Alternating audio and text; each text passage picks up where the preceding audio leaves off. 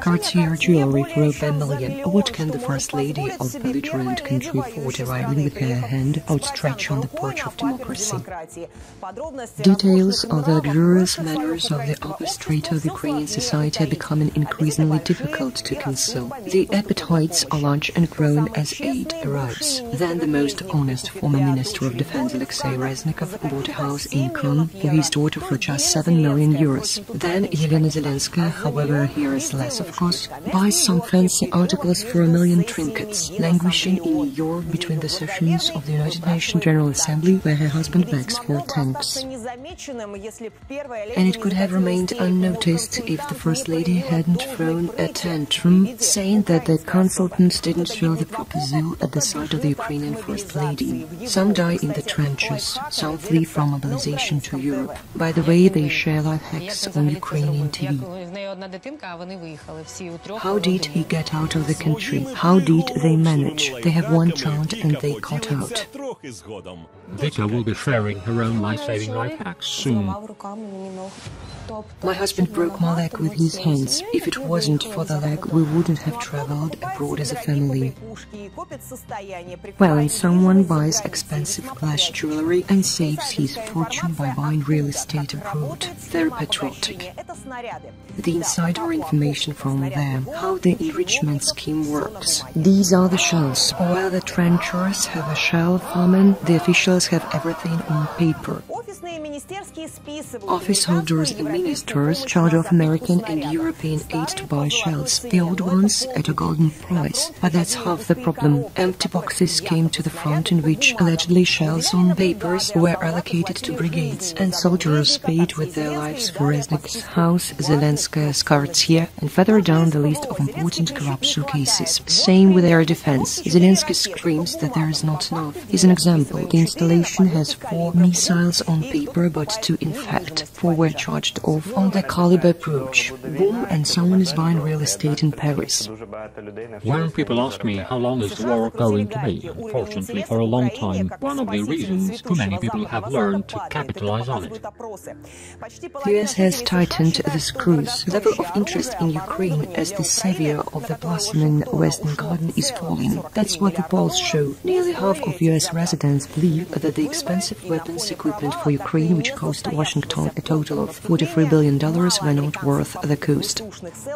Actions are coming, and against the background of the failure of the counter-offensive, not enough of the Americans' attempts of the Ukrainian armed forces to take surface and terrorist camps in Crimea with the yellow-black color, Zelensky's office is required to fight corruption, otherwise it will be topped. The layoffs took place at the grassroots, where they don't make coins of shells but get money from mobilization. This I know is also impressive. A house in Spain and a luxury car worth a total of $4 million.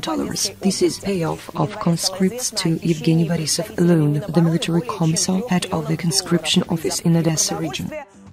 In January, it became known that defense ministry officials embezzled more than $3 million when purchasing food from certain companies at unfairly inflated prices. Then came the scandal with the purchase of rations by the defense ministry. We're talking about 13 billion hryvnias or 326 million euros.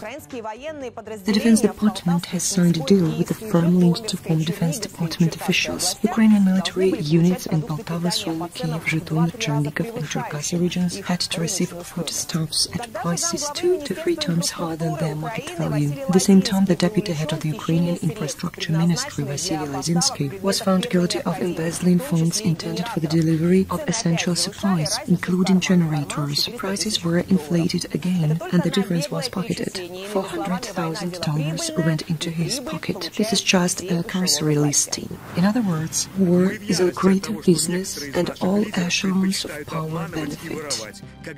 We are furious that some of our leaders chose to creep and steal when we are dying on the battlefield. We believe that Zelensky should change from camouflage to tie suits and analyze what's going on around him and his team.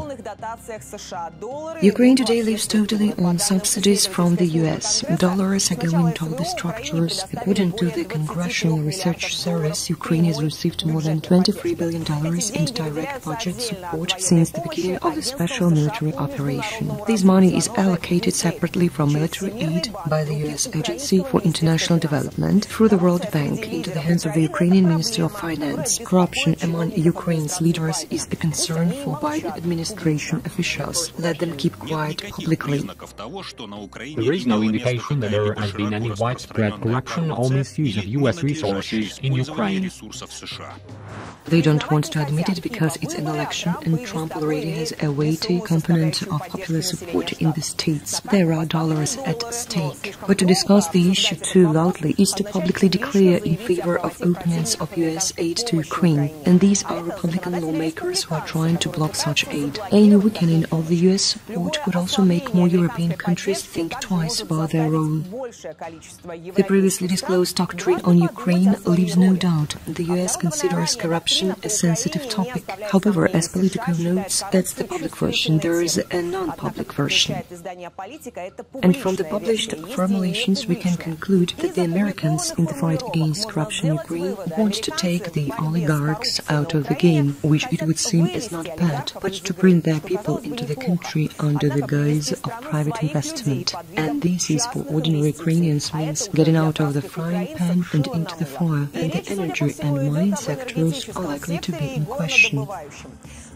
There should be star-spangled oversight of Ukrainian institutions, including the accounting chamber, where American auditors can monitor direct budgetary support from the United States. Further reduce the role of the state in the banking sector. The judiciary system is also under US control with the hiring of 2,000 new judges. As for education, there are recommendations here, a course for intense study of English. The logic is there, but everything will be directly managed by the American master. The slave must understand clearly in order to strictly obey.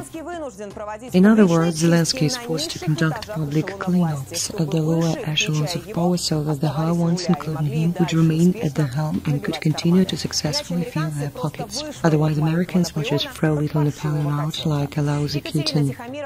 Ekaterina Tikhomirova, Mikhail Tikhonov in the main air.